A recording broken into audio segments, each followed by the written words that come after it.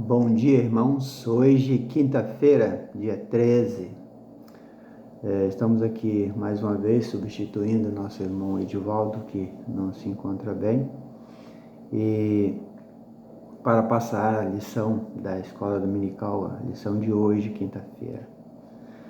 Nós estamos estudando sobre as promulgação. E a carta, hoje é a 7ª promulgação.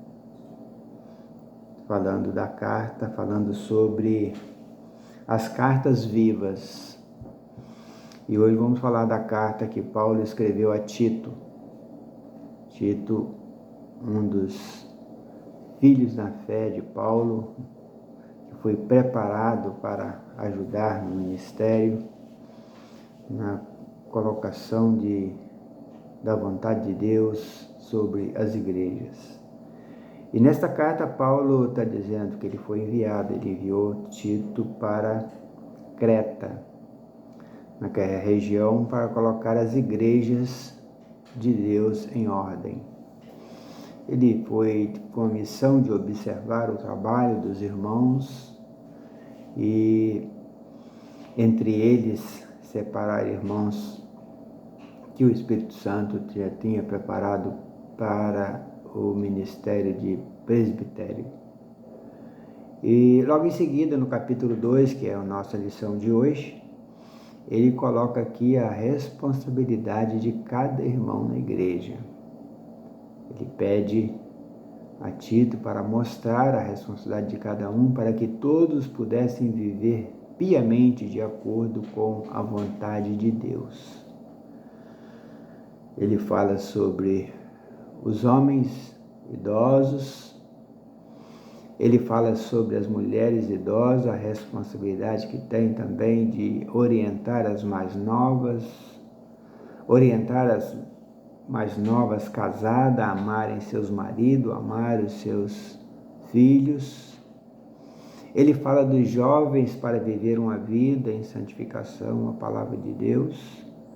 E ele fala de uma outra classe de pessoas que nós não temos hoje na igreja, graças a Deus, que são os escravos, que nós podemos colocar hoje como os empregados. Mas aqui ele está se referindo aos servos, aqueles que trabalhavam nas casas daqueles irmãos que eram senhores, que tinham propriedades. Então, essas classes de pessoas que havia na igreja, o qual temos uma admiração tremenda pelo poder desta palavra, de unificar as pessoas. Por exemplo, a igreja reunir todas essas classes de pessoas, onde tinha também escravos, mas que diante de Senhor, diante do momento em que eles reuniam para adorar a Deus, para aprender da palavra de Deus, não era dividido em classes. Aqui está falando sobre colocar a boa ordem na igreja, mas não era dividido. A gente vê nas cartas que Paulo escreve falando a respeito deste assunto. Então, todos respeitando um outro, na medida do possível, daquilo que o Senhor tem determinado a cada um.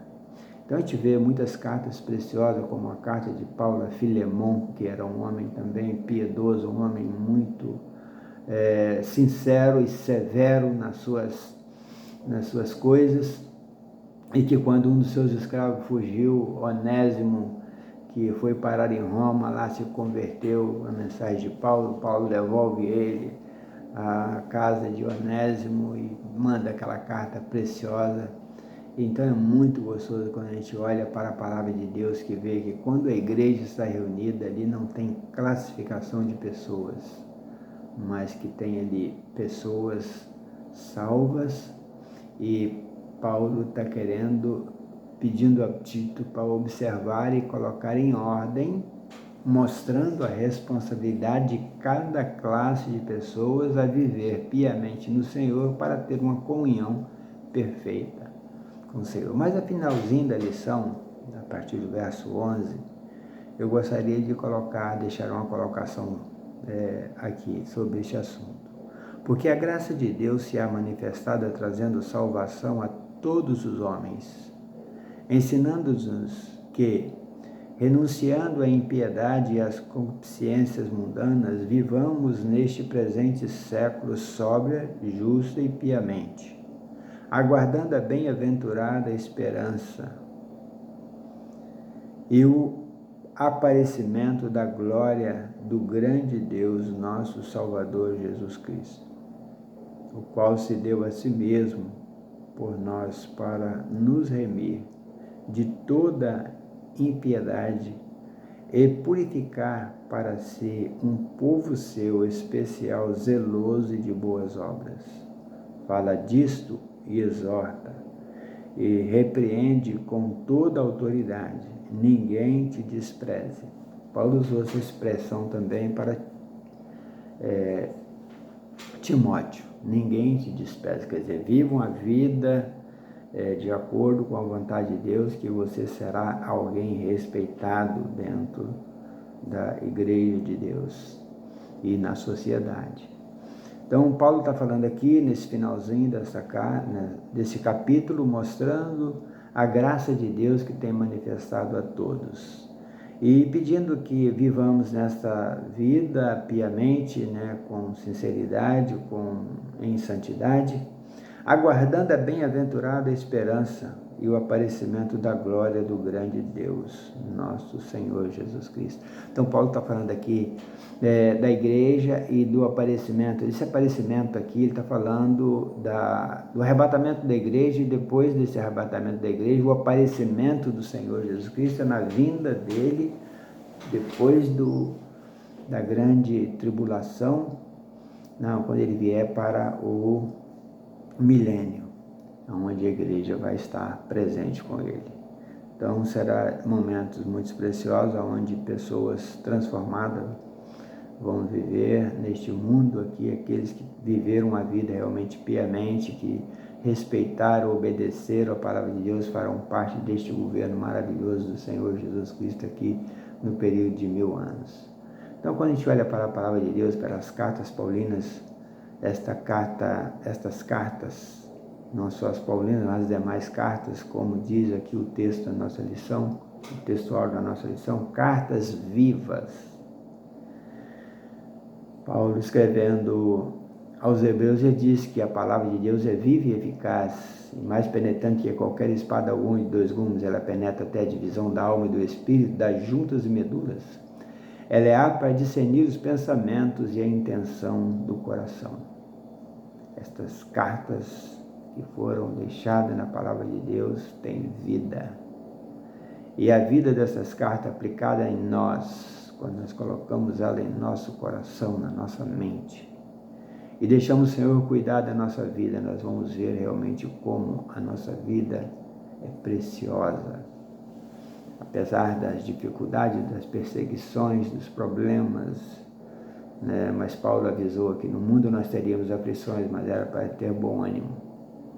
Aliás, o Senhor Jesus falou, Paulo disse que no mundo nós teríamos aflições, mas que era para nós nos alegrar na esperança.